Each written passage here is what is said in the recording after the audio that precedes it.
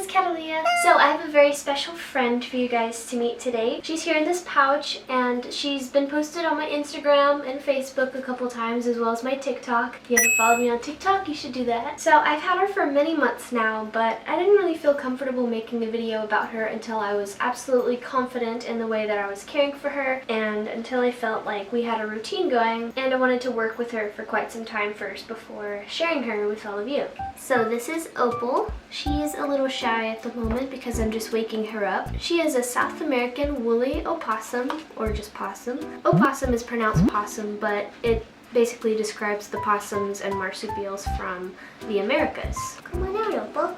I can entice her with worms because she very much loves them. Look right here. Whoa. She loves mealworms and superworms. But for now, I'll leave her in here while I tell you a bit more about her. And I have some notes here I'm going to be checking on my phone so I make sure I don't miss anything. So Opal here is a Caluromys philander, commonly known as a bare-tailed woolly opossum. And it is one of 3 described subspecies that are native to the South Americas. So in the wild, their range extends throughout South America, within most of the northeastern countries, all the way down to the southern tip of Brazil. So like I was saying a second ago, there are 2 other recognized species within the genus Caluromys where she comes from, and those 2 are Caluromys derbianus, aka the Derby's woolly opossum, and the other is the Caluromys lantanus, aka the brown-eared woolly opossum. So although Opal here is thought to be Caluromys philander, the 3 species themselves are not officially distinguished in captivity here in the United States. However, if you follow all of the recognized descriptions of them all, I'm confident in saying that she is a bare-tailed woolly opossum, aka Caluromys philander, and that's what I was told she is. So if anyone watching this is watching because you're considering getting a possum like Opal, I have to be careful giving her these because she gets so excited that she might grab my finger. So if anyone watching this is considering getting an opossum like Opal, I recommend trying your hardest to find a breeder. That is, unless you are planning on breeding and you need a wild-caught animal to introduce new genetic lines into captivity. Sometimes that's necessary, and that can be a completely different thing from supporting the companies that purchase tons of field-collected animals to then offer to the public as pets. Especially if you're just buying for a pet, spending a bit more to secure an animal with a known health and genetic history is probably the smartest route. I got Opal from someone who didn't breed her themselves, but she was from a breeder in South America and then brought into the US. So, before I go any further, I want to make my intentions clear. I got Opal because possums are some of my favorite animals in the world. I love marsupials of all kinds. And I also love celebrating obscure exotic animals that most people don't even know exist. And teaching people about those animals and learning about them myself is very important to me. What I want to do is show her off to the world, and I want to support the conservation of the mammals of the South American rainforest, and especially the ones that are mostly forgotten about. And by doing that, hopefully support the conservation of these amazing marsupials by basically showing just how amazing they are. Hey, Opal. So in the description below, you will find a link to either a South American Mammal Rescue or Rehabilitation Center, or for a South American rainforest conservation effort. And I'll talk more about this at the end of the video. So aside from Opal being an animal ambassador for these forgotten critters, I plan on acquiring a male and starting a breeding program for her so her offspring can be offered to zoos and educational resources so she can reach even more people with her message of how wonderful these animals are and about how we should try to protect the natural world where they come from. A lot of people don't even know that these opossums exist. And of course, depending on how many offspring she has, some offspring may be offered to private collections for experienced mammal keepers. Opal is going to do a lot of good in her lifetime. But again, under normal circumstances, I'd purchase a captive bred animal from here in the States. Here, baby.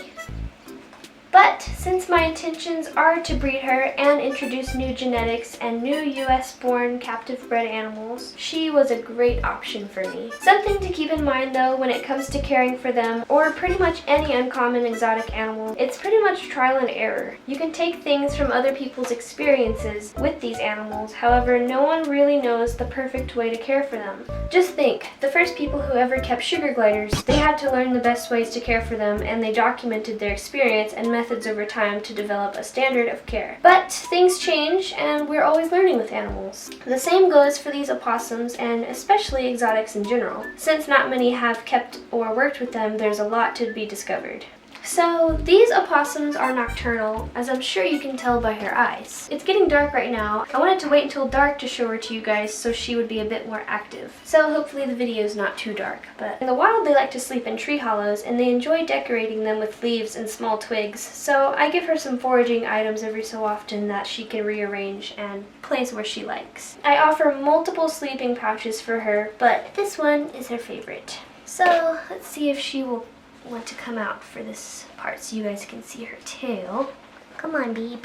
I'll put you up after this and I won't mess with you anymore, okay? Come on. So as you can see, they have a very long prehensile tail, and this tail basically acts as a fifth limb. It's very strong and able to grasp and grip around things, and she uses it to keep her balance and support her body weight when she's climbing. Okay, baby. You can go back in. Wanna whirl?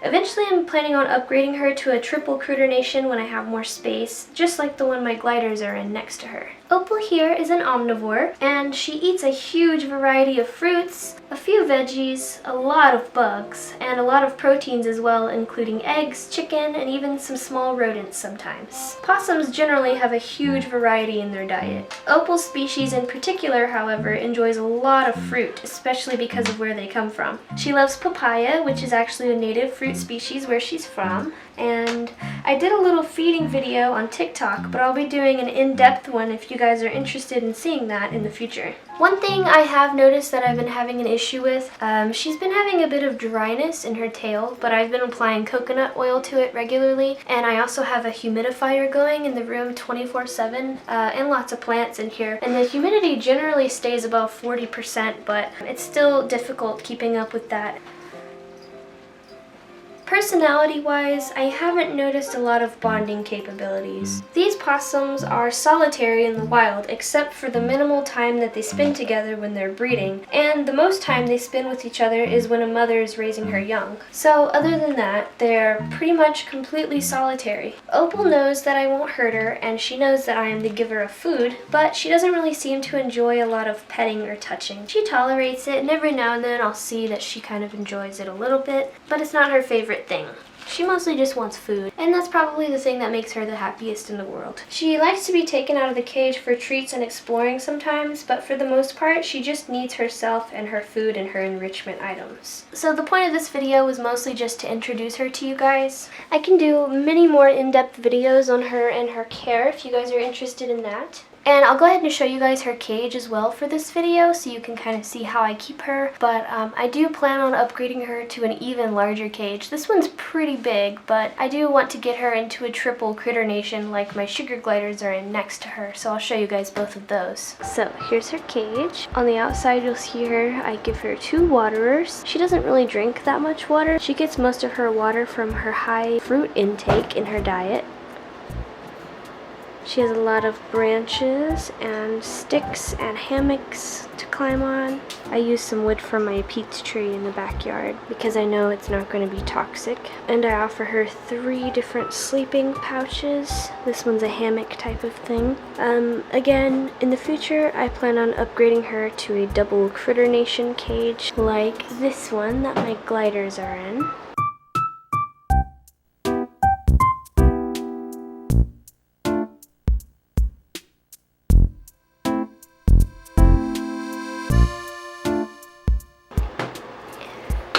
Yeah, and she pees a lot, so. Miss Opal, that is a lot of pee. And it definitely does not smell good. She is pretty clean though. She tends to always go to the bottom of the cage to defecate or urinate.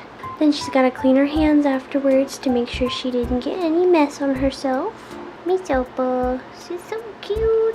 When she first wakes up, similar to a sugar glider, she's usually pretty calm, kind of coming out of her slumber. So time to wind down the video. I hope you guys enjoyed meeting Opal. I have many more videos I can do with her, and I'd like to let you guys know that I'll be making an updated reptile room tour video very soon. I know a lot of you have been asking for that like crazy. I've dealt with a lot of stuff this year, so my videos have been coming out pretty slowly, but I will plan on explaining more about that in the future and letting you guys kind of know where I've been. But, oh, also I wanted to say I still have shirts. They should be below the video on Teespring. If you scroll down, there should be a CATALEAH merch link. I will also link them directly in the description if you want to get a crested gecko shirt. There's hoodies, shirts, tank tops, all kinds of different things. They even have phone cases.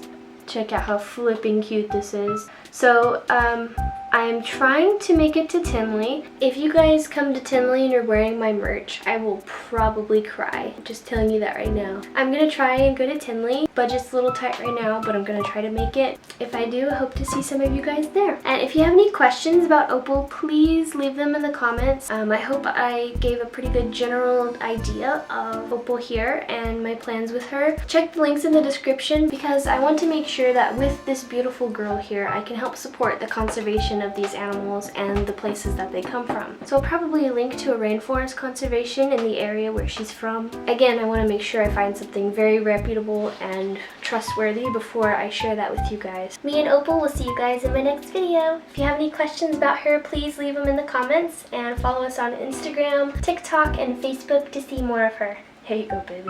Bye, you guys!